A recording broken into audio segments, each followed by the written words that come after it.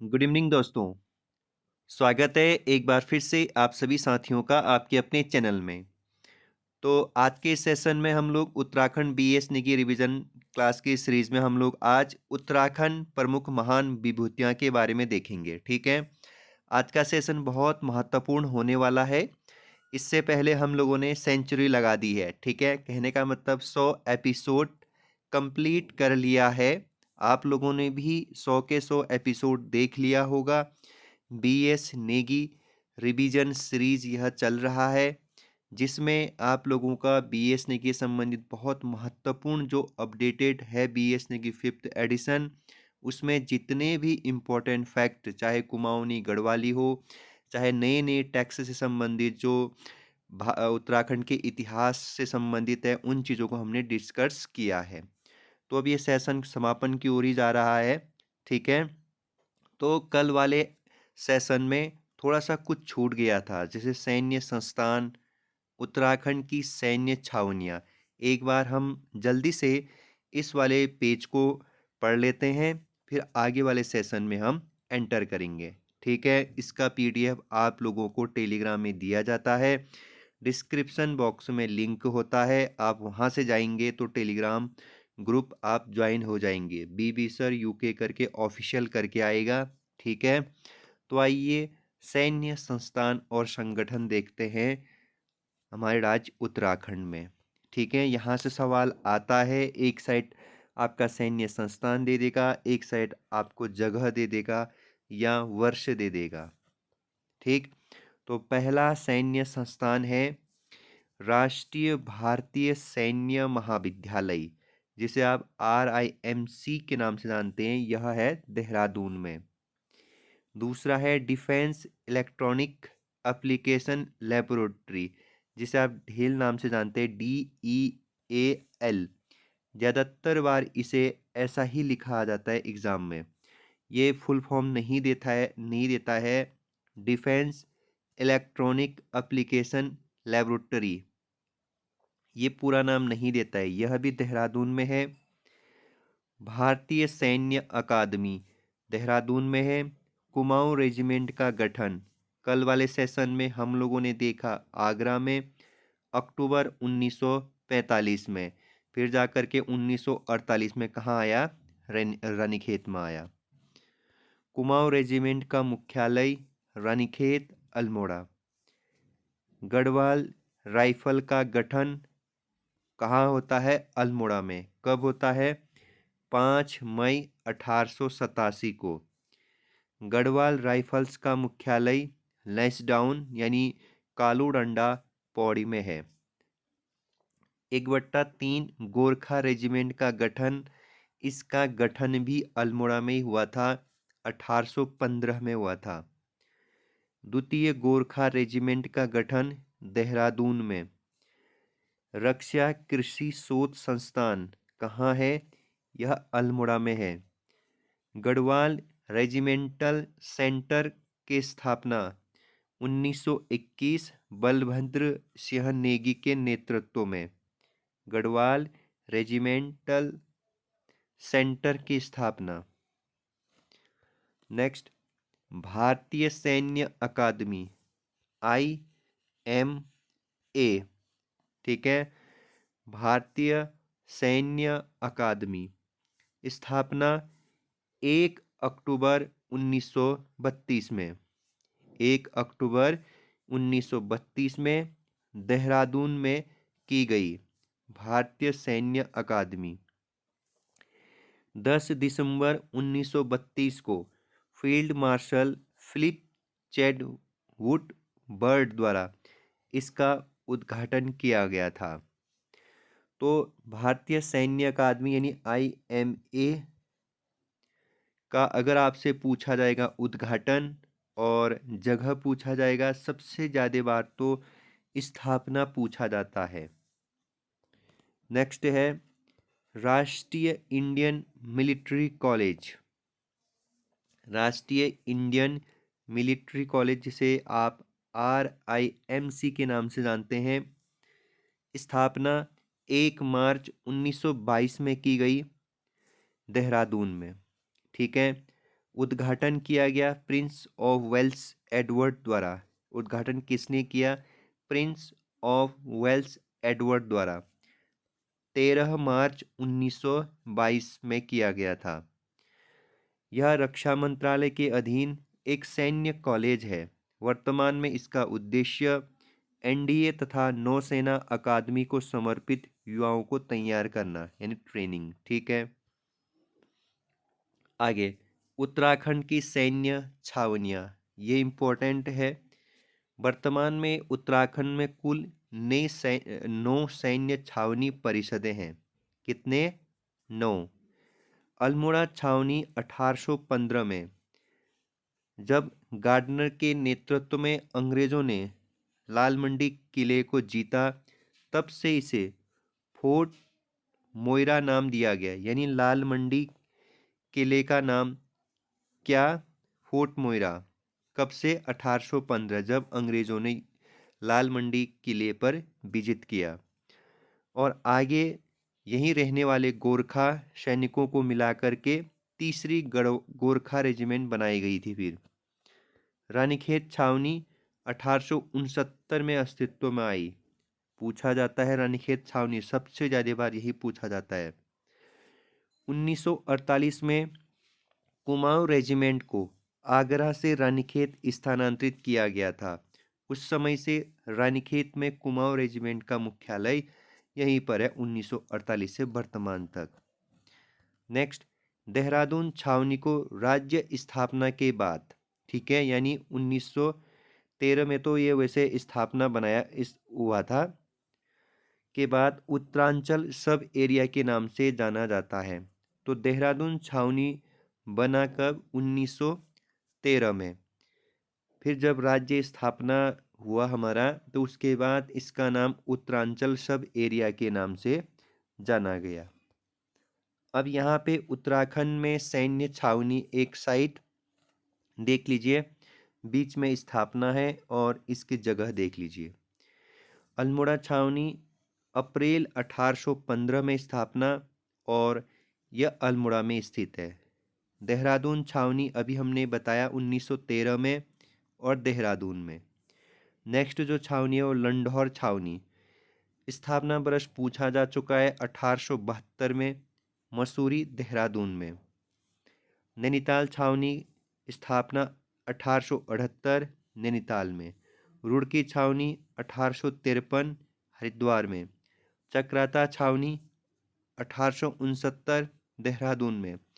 रानीखेत छावनी और चक्राता छावनी सेम सन है, 1869 अल्मोड़ा में। लैंसडाउन छावनी 1887 में पौड़ी में। क्लेमेंट टाउन छावनी 1941 देहरादून में। तो ये आप लोगों को छावनी क्या करने हैं? याद करने हैं, ठीक है, किसी भी हालत में याद कर लीजिएगा। अब यहाँ पे प्रमुख सैन्य पुरस्कार है।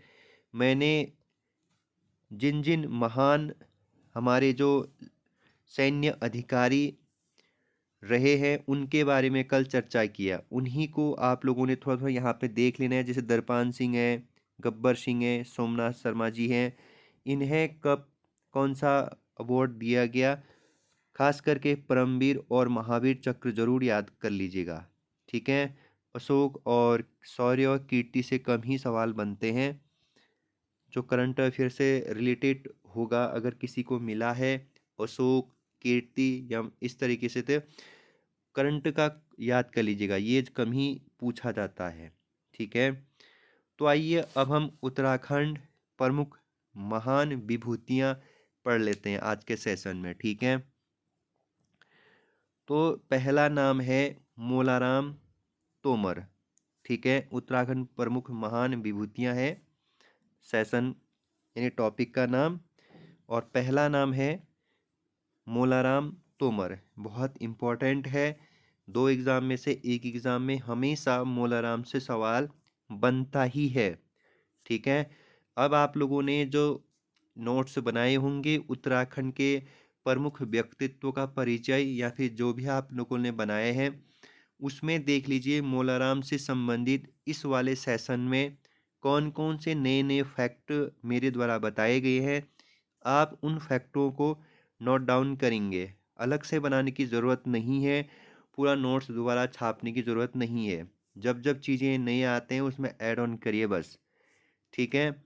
आगे पीछे ऊपर नीचे दाएं बाएं तीर दे करके अलग अलग रंगों से, ठीक है, जो आपके अलग अलग रंग के जो पेन होते हैं। तो आइए, मोलाराम तोमर गढ़वाल शैली के प्रसिद्ध चित्रकार थे। तो मोलाराम तोमर कौन थे? गढ़वाल शैली के एक प्रसिद्ध चित्रकार थे। इनका जन्म पूछा ही जा चुका है। 1743 से लेकर के 1833 तक इनका टोटल काल अवधि है, यानी 1833 में इनका निधन हो जाता है। श्रीनगर में इनका जन्म हुआ। इनके वंशज सुनार थे, यानी ये वंशज से क्या थे? स्वर्णकार थे, यानी सुनार थे। इनकी माता का नाम रामा देवी और गुरु का नाम राम सिंह थे। ये तो कभी नहीं पूछा गया है। मोलाराम के वंशज कुंवर श्यामदास एवं उसका पुत्र हरदास 1658 में पृथ्वीपति शाह के समय में सुलेमान शिकोह के साथ गढ़वाल आए थे।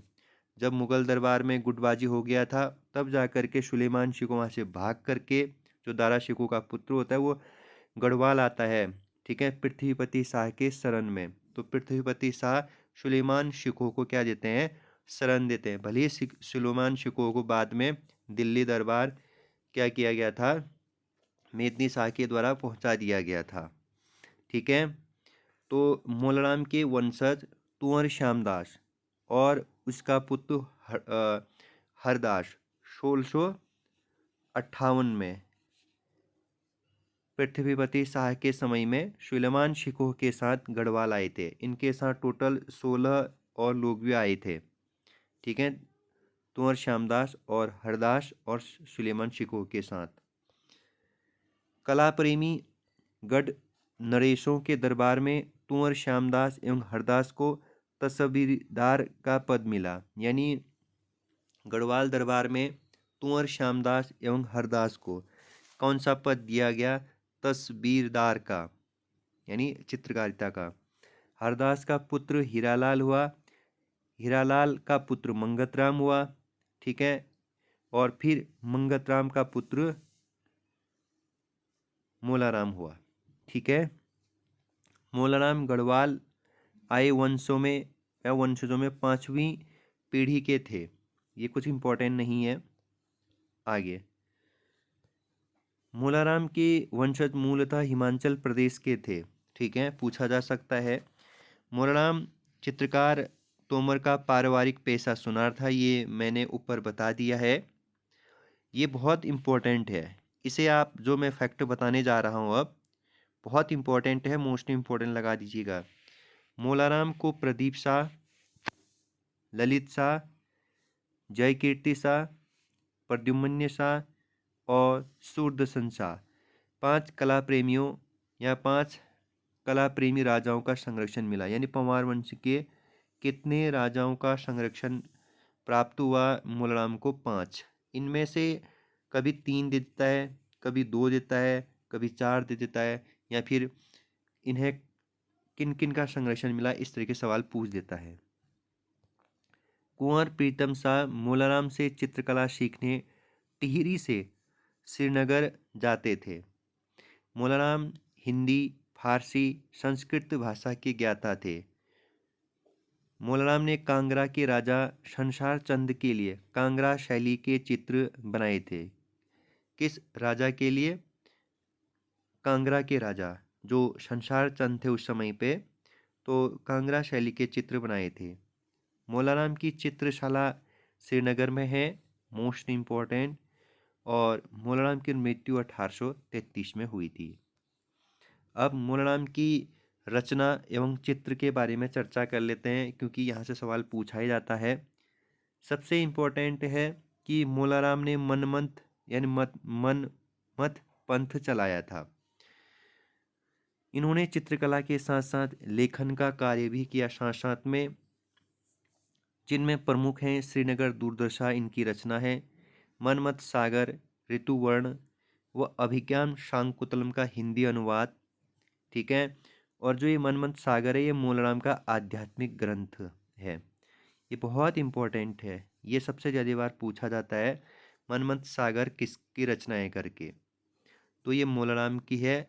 कभी कभार ऐसा भी सवाल बन सकता है ये किससे संबंधित है, आध्यात्मिक ग्रंथ से संबंधित है। ठीक है, आगे गढ़ गीता संग्राम नाटक मूलाराम की रचना है। गढ़ राजवंश मूलाराम की ब्रज भाषा की श्रेष्ठ रचना है। तो अब सॉरी, अब आपसे सवाल क्या पूछा जाएगा, गढ़ राजवंश जो मूलाराम की एक रचना है, यह जो रचना है ये किस भाषा में लिखी गई है, तो ये लिखी है ब्रज भाषा में। किस भाषा में लिखी गई है मित्रों, ब्रज भाषा में। ठीक है, गढ़वाली शैली के प्रमुख विषय रुक्मणी, मंगल, रामायण, महाभारत, कामसूत्र, नवग्रह, नायिका भेद और दशावतार, ये प्रमुख है गढ़वाली शैली के प्रमुख विषय।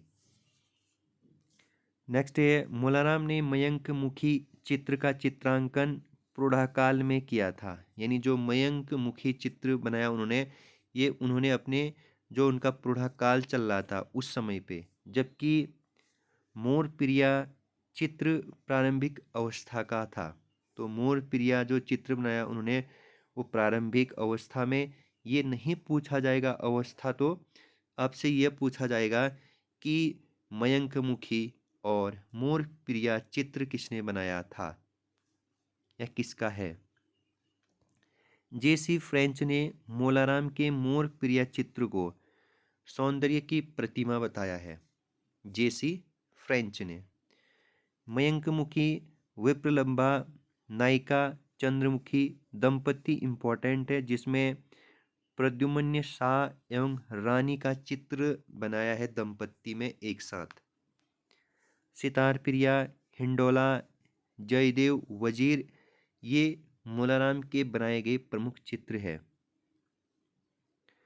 इनका राधा कृष्ण मिलन चित्र विश्व प्रसिद्ध है। यानी राधा कृष्ण का जो मिलन का इनके द्वारा चित्र बनाया गया है ये बहुत फेमस है। बैरिस्टर मुकुंदी लाल का इनके बारे में कथन है कि नारी अंकन में कोई अन्य पहाड़ी शैली गढ़वाल कला की ऊंचाई तक नहीं पहुंच सकी। यहाँ वे अधिक छरहरी और मोहक दिखाई देती है। ठीक है, कुछ और है मूलाराम से संबंधित फैक्ट। मूलाराम के चित्रों को प्रसिद्धि दिलाने में बैरिस्टर मुकुंदी लाल का प्रमुख योगदान है। ये बहुत इम्पोर्टेंट है कि मूलाराम के जो मूलाराम तोमर थे उनके चित्रों को दुनिया के सामने लाने का जो श्रेय जाता है वो वकील मुकुंदी लाल जी को जाता है। मुकुंदी लाल की पुस्तक गढ़वाल पेंटिंग्स जो 1968 और 69 में प्रकाशित हुई थी, ये किताब सबसे ज़्यादा बार पूछा जाता है। मूलाराम ने रन बहादुर चंद्रिका की रचना की, जिसका संबंध गोरखा शासक रन बहादुर शाह से था। ठीक है, तो ये भी आप लोगों को याद रखना है।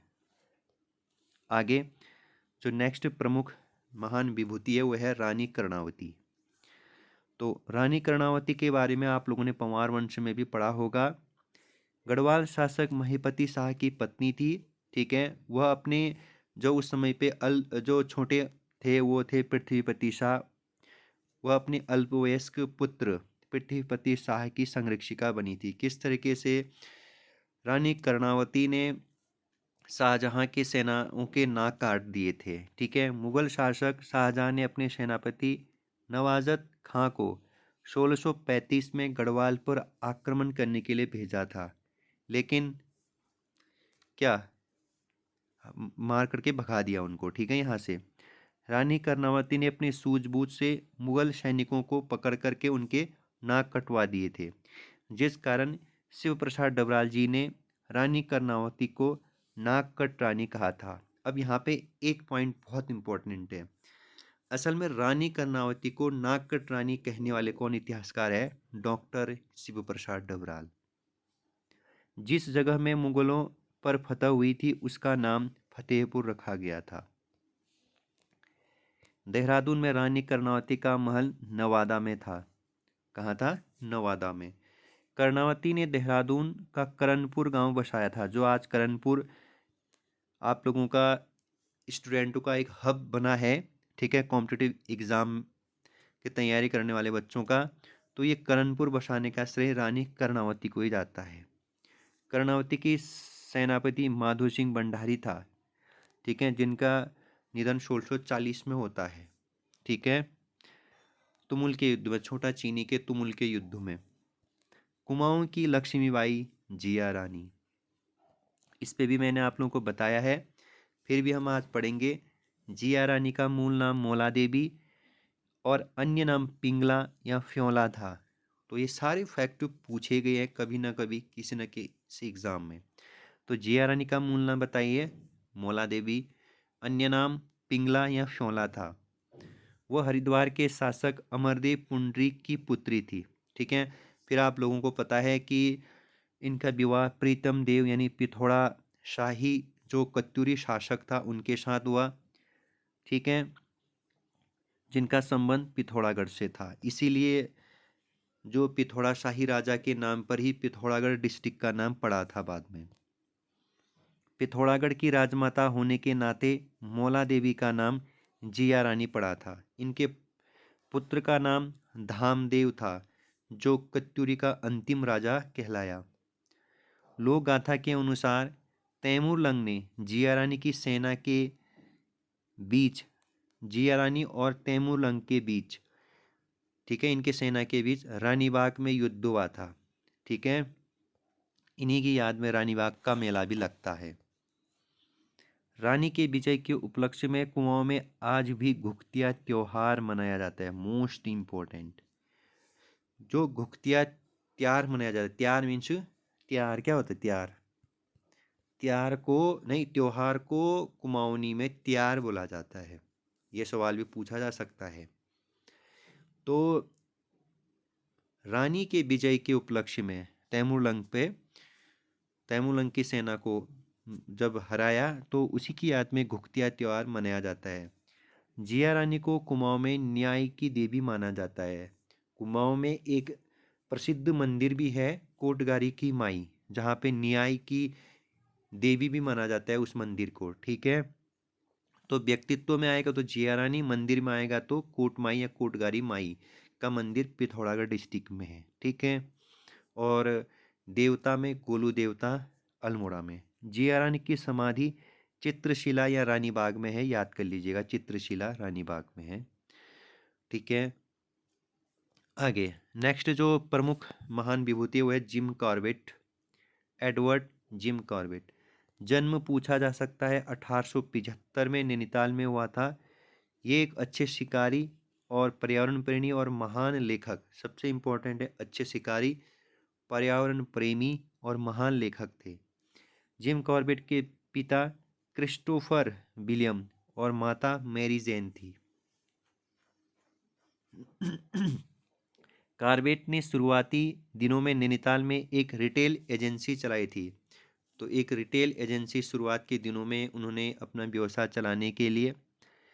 फिर बाद में कॉर्बेट की प्रथम पुस्तक मैन ईटर ऑफ कुमाऊं, जो 1944 में प्रकाशित की गई, महत्वपूर्ण है। मैन ईटर ऑफ कुमाऊं किसकी किताब है? एडवर्ड जिम कॉर्बेट की।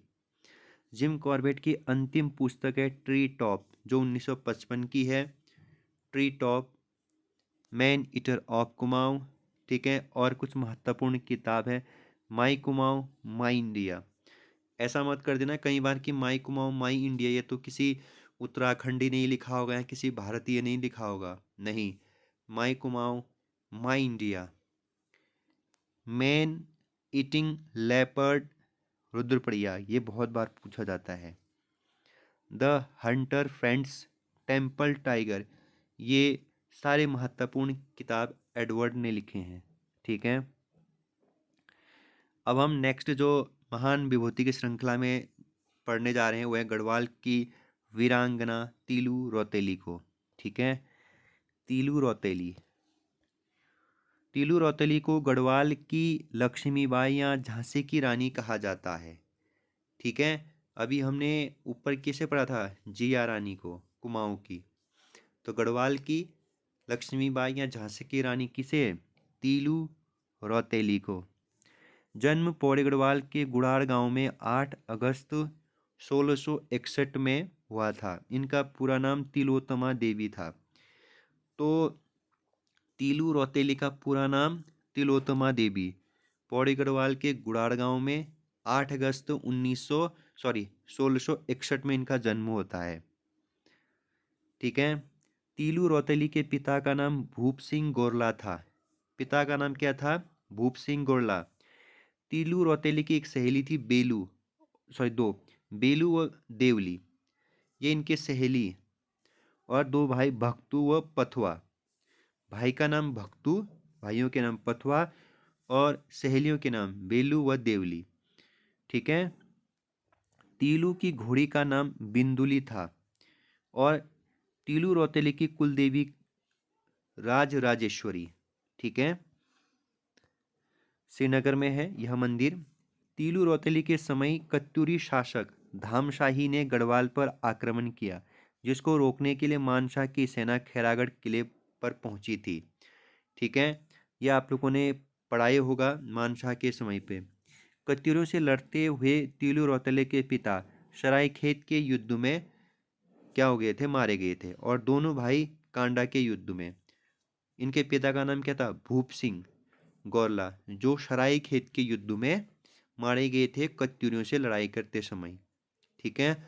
और इनके दोनों भाई, भाई का नाम क्या था, दोनों भाइयों के भक्तु व पथुआ, वो कांडा के युद्ध में मारे गए थे। अपने पिता व भाइयों का बदला लेने के लिए तीलू रौतेली 15 वर्ष की आयु में रणभूमि में उतरी थी। फिर तीलू रौतेली की सहेली, जो सहेली का नाम क्या था, बेलू व देवली, ये भिलन भवन के युद्ध में शहीद हुए थे। दोनों भिलन भवन के युद्ध में इनकी सहेलियां शहीद हो गई थी। ठीक है। सरायखेत के युद्ध में, सरायखेत के युद्ध में जहाँ पे इनके पिता की डेथ हो जाती है, वहीं पे इनकी घोड़ी, घोड़ी का नाम क्या था, बिंदुली, भी क्या हो गई थी, शहीद हो गई थी यहाँ पे। ठीक है। वीरांगना तीलू रौतेली की हत्या 22 वर्ष की आयु में नहाते वक्त पूर्वी न्यार नदी के तट पर कत्यूरी सैनिक रामू रजवार ने की थी। देखो, हरा नहीं पाए युद्ध के मैदान में, पीछे से वार कर करके। ठीक है। जब वो नदी तट पर नहा रहे थे, तो उस समय पे पीछे से कत्यूरी सैनिक रामू रजवार ने क्या कर दिया था, हमला कर दिया था। ठीक है। गढ़वाल में 8 अगस्त को तीलू रौतेली जयंती मनाई जाती है, संपूर्ण उत्तराखंड में मतलब। पौड़ी के बीरोखाल में तीलू रौतेली की मूर्ति स्थापित है। बीरोखाल में इम्पोर्टेंट है। तीलू रौतेली का मेला रिखनी खाल में लगता है। मेला कहाँ लगता है, ये पूछा जा चुका है। रिखनी खाल में। मूर्ति कहाँ है, बीरोखाल में। तीलू रौतेली को गढ़वाल का जॉन ऑफ आर्क कहते हैं। क्या कहते हैं, जॉन ऑफ आर्क। कांडा की रानी की संज्ञा तीलू रौतेली को दी जाती है। कांडा की रानी की संज्ञा। ठीक है। तो आज राज्य सरकार तीलू रौतेली पुरस्कार हर वर्ष राज्य के महत्वपूर्ण जो जिन कृषि के क्षेत्र में हो, तीलू रौतेली पुरस्कार से नवाजती है राज्य सरकार। ठीक है। तो याद कर लीजिएगा इस साल का कितने लोगों को मिला है, ये आप देख लीजिएगा। ठीक है। बताया है मैंने करंट अफेयर में। और करंट अफेयर का सेशन BS निकी वाला हम लोगों ने अलग से इसी चैनल में प्लेलिस्ट बनाया है। ठीक है। तो वहाँ जा कर के आप क्या कर सकते हैं, पढ़ सकते हैं। लास्ट आज का जो महत्वपूर्ण विभूति है वो है वैदराज गुमानी पंत। गुमानी पंत का जन्म 1790 में काशीपुर में हुआ था। सारे के सारे फैक्ट पूछे गए हैं, जितने मैं बताने जाऊंगा इस वाले में। काशीपुर में गुमानी पंत का पूरा नाम लोकनाथ या लोकरत्न पंत था। आज राज्य सरकार गुमानी पंत की याद में पुरस्कार भी देती है, लोकरत्न पंत। गुमानी पंत की माता का नाम देवमंजरी और गुरु का नाम हरिदत्त था। इंपॉर्टेंट नहीं है। गुमानी पंत काशीपुर के राजा गुमान सिंह देव के राजकवि थे। किसके राजकवि थे, राजा गुमान सिंह के। गुमानी पंत के पिता पुरुषोत्तम पंत एवं इनके पिता भी देवनिधि पंत थे। गुमानी पंत को कुमाऊं में खड़ी बोली के प्रथम कवि माना जाता है। मोस्ट इंपॉर्टेंट, कुमाऊं में खड़ी बोली के प्रथम कवि किसे माना जाता है? गुमानी पंत को। जॉर्ज गियर्सन कुमाऊनी पंत को गुमानी पंत को कुमाऊं का प्राचीन कवि मानते हैं। कौन? जॉर्ज गियर्सन कुमाऊं का प्राचीन कवि मानते हैं गुमानी को। गुमानी पंत टिहरी नरेश सूरदर्शन शाह के दरबार में भी रहे। गुमानी पंत की रचनाएं हैं गंगा शतक, राम महिमा, नीति शतक। यहाँ से सबसे ज्यादा बार नीति शतक पूछा गया है। गुमानी पंत की रचनाओं का प्रथम संकलन गुमानी नीति नाम से रेवादत्त उप्रेती ने 1894 में अल्मोड़ा से प्रकाशित किया। गुमानी पंत के अलावा पर्वतीय कुमाऊं के वैद्यों में रामदत्त पंत कविराज के नाम से प्रसिद्ध है। ठीक है। वैद्य अनूप सिंह ने 1940 में व्यक्तिगत सत्याग्रह आंदोलन में भाग लिया। मोतीराम सनवाल यूनाइटेड प्रोविंसेस के board of Indian medicine Lucknow में पंजीकृत वैद्य थे। गुमानी पंत की रचनाओं का दूसरा संकलन इटावा में देवीदत्त पांडे ने प्रकाशित किया था। ठीक है। तो आपसे पूछा जा रहा है पहला किसने किया था? रेवादत्त ने 1894 में। दूसरा किया था इटावा में देवीदत्त पांडे ने। और आप लोगों को याद रखना है कि गुमानी पंत के अलावा पर्वतीय क्षेत्रों में जो वैद्य है उनमें नाम है रामदत्त पंत, वैद्य अनूप सिंह, ठीक है, मोतीराम सनवाल, ये अन्य नाम है जो प्राचीन इतिहास में वैद्य कहलाए। ठीक है, डॉक्टर वैद्य जी कहते हैं ना। ठीक है। तो अब हम कल के सेशन में पंडित नैन सिंह रावत जी के बारे में पढ़ेंगे, बैरिस्टर मुकुंदी लाल के बारे में पढ़ेंगे, फिर उत्तराखंड के प्रमुख स्वतंत्रता सेनानियों के बारे में हम चर्चा करेंगे। ठीक है। यह सेशन ऐसे ही कंटिन्यू अभी चलने वाला है कुछ दिन और। ठीक। तो अपना ख्याल रखिएगा। इतने प्यार से आप लोगों ने लेक्चर को सुना। ठीक है। और कंटिन्यू रिवीजन करते रहिए। फिर मिलेंगे कल इसी समय पे शाम 7:30 बजे। तब तक के लिए बाय बाय, टेक केयर।